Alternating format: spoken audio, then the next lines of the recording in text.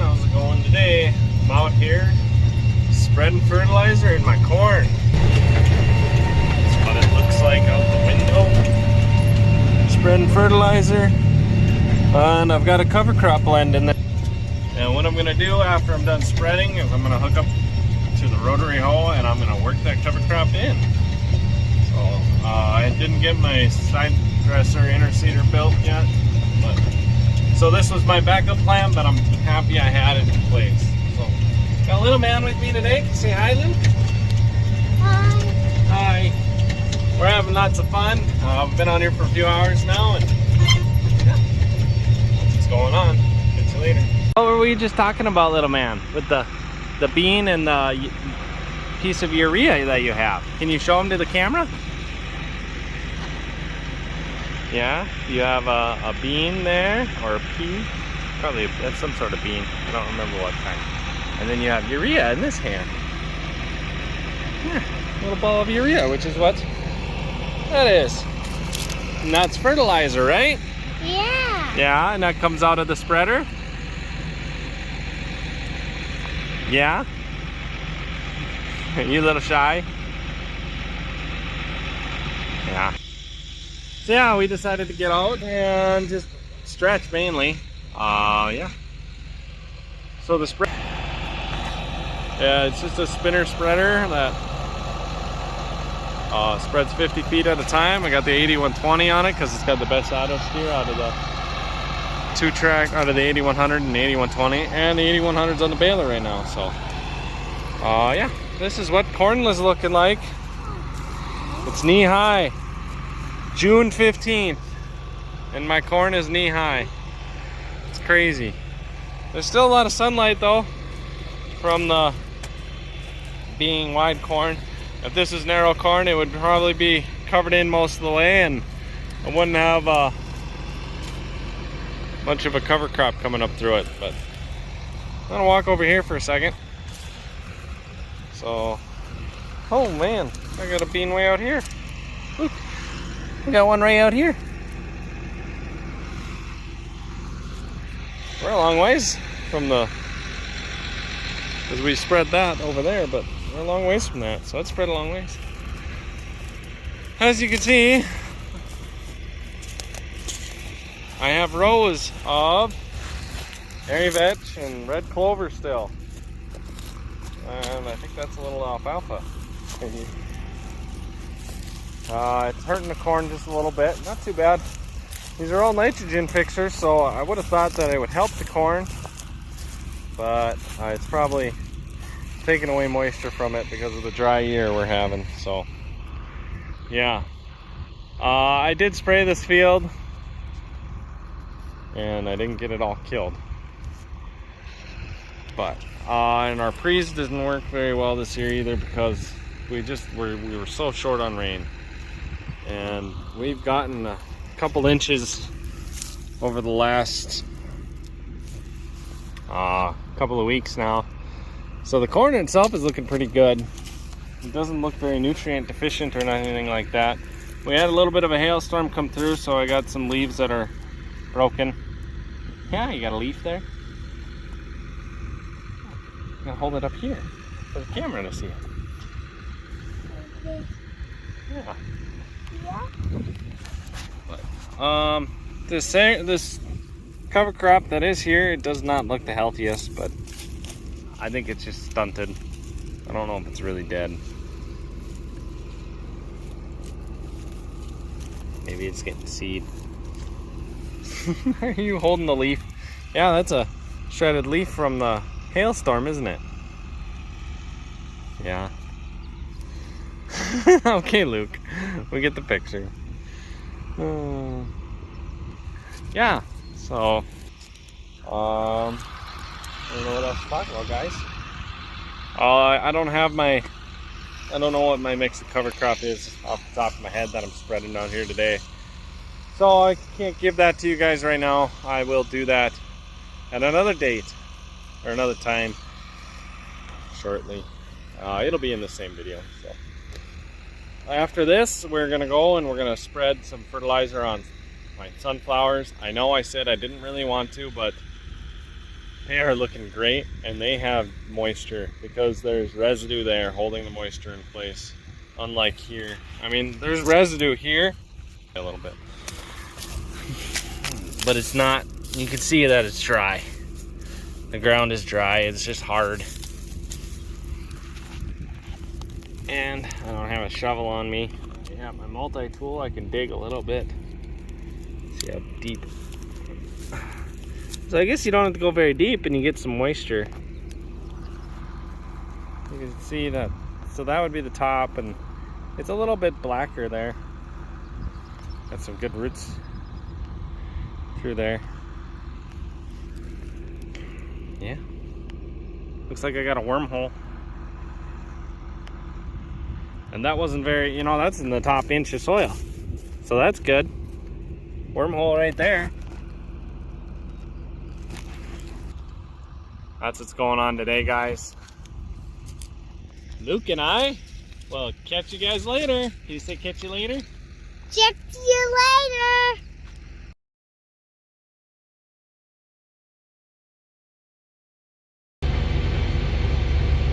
Focus, come on. There we go. See right out there? That's dust blowing through a cornfield. That corn is probably a little over shin height on a day when it's not windy. Yeah.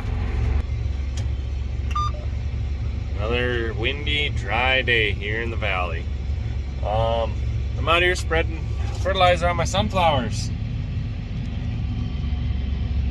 It's blowing about 20 miles per hour today. I don't know if I should really be out here doing this or not, but I am. I got half of it done last night, so I'm just going to finish up this field today. And that's what's going on right on the corner. Keep going.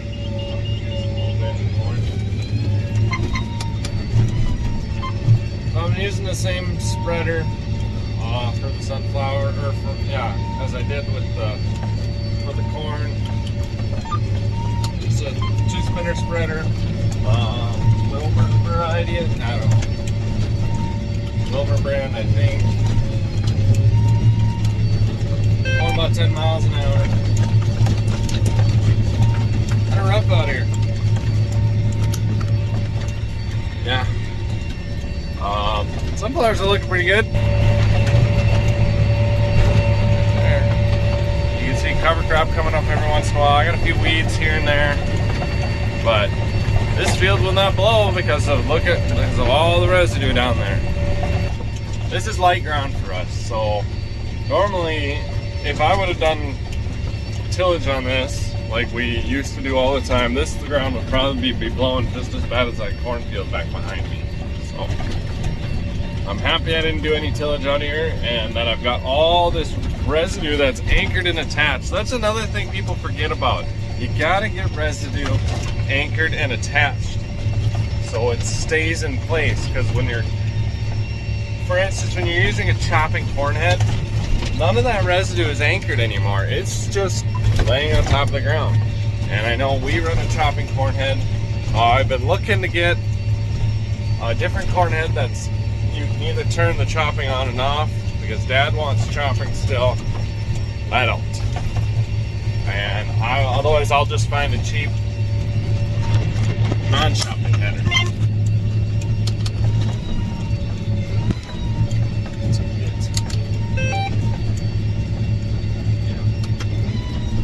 You get across the field pretty fast when you're going 10 miles an hour. And this isn't as smooth as the sprayer is. So this is the 8120. It's the tractor I'm in right now. It's that one that we have tuned. And it sounds a little bit different. It's got more of a high pitch sound to it, which doesn't bother me really, but Dad was complaining about it a little bit.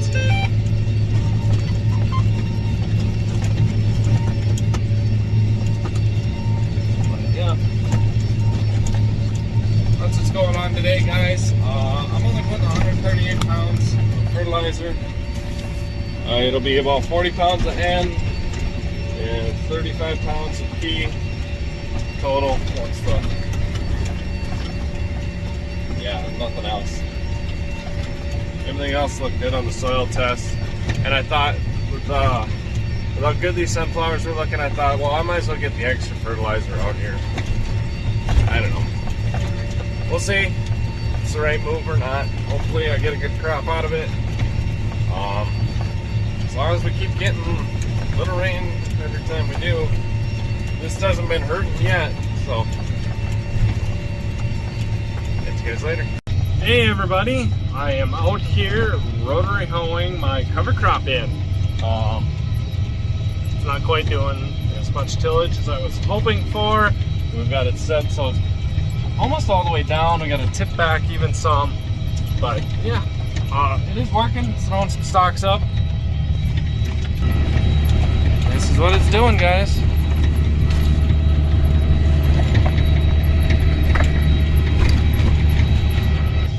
Going about 12.5 miles an hour. It's got the tractor. This 8120 has got this knob, which basically sets your RPMs at a maximum, and this is running about 1,500 RPMs. 12.5 miles an hour, 15th gear, doing about 66 acres an hour when I'm actually working. Yeah, so we got this thing set, and we're going. Dad's probably gonna come running for a while. I gotta go do some stuff around the house, but yeah, guys, that's what's going on now. Incorporating cover crops with the rotary hoe. Catch you in a bit. Dad and Luke are going to be running it now.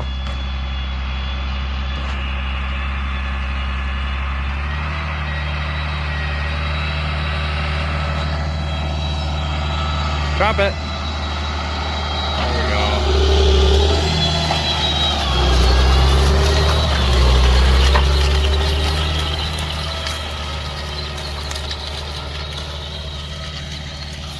I took out the roll. Oh no, I did this when I was called. See, I did this because it's fried. I ran this row over by accident when I was spreading fertilizer, but that one too. So this is what it's doing, guys. It's just, you get up to speed and those wheels on a rotary hoe just kick up and loosen up this dirt just a little bit and try to cover up the seed and fertilizer some. It's not doing a lot, like I said. Still a lot of fertilizer up. So this is where, when you make corners of that thing, you have to leave out this row because there'll be a corn row here next time. So I have it set up for 22-inch rows, and I've got 44-inch rows. But yeah, hey, it looks like it might actually. Well, see, that red clover will still live. Holding on for dear life. But yeah, you can see it's not doing a ton, just enough that hopefully get the seed buried and started good. And yeah, they're gonna be coming back across the field now. It's a short little field. It's got it right there. Put it down. Yep. Like I said, about 12.5 miles per hour. 66 acres. You should be doing it 60 acres per hour on average about. That's with headlands and that's with turning and everything. So yeah, it's working all right.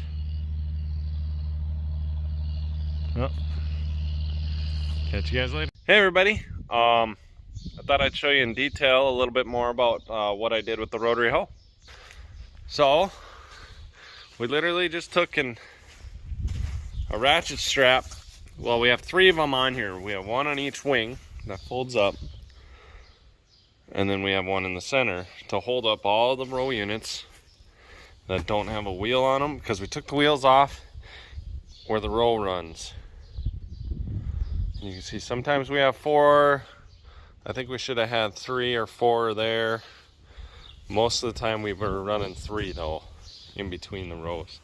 It kind of depended on the spacing of these things and how they ended up and stuff, but I guess we're only running 2 down here too. But this is the overlap row, so technically it would be 4, because I think there's 2 on that end too, on the other end. But yeah.